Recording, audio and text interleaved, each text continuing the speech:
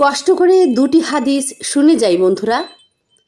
আমাদের প্রিয় নবী হজরত মুহাম্মদ সাল্লাল্লাহু আলাইহি ওয়াসাল্লাম বলেছেন, মুমিন হচ্ছে সে ব্যক্তি যে গুনাহকে এমন মনে করে যেন সে একটি পাহাড়ের নিচে আছে, যেটি এখনই তার উপর ভেঙে পড়বে।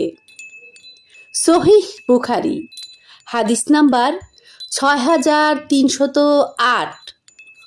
অপর একটি হাদিস শরীফে বর্ণিত আছে, আমাদের প্রিয় নবী হজরত মুহাম্মদ সাল্লাল্লাহু আলাইহি ওয়াসাল্লাম বলেছেন, মুমিনের জীবনে যত বিপদ আসে, প্রতিটি বিপদের বিনিময়ে আল্লাহ তাআলা তার গুনাহ মাফ করে দেন, এমনকি কাঁটা ফুটলেও।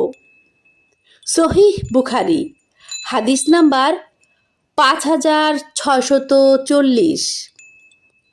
হে আল্লাহ, আপনি আমাদের সঠিক পথে চলার তৌফিক দান করুন। আমিন।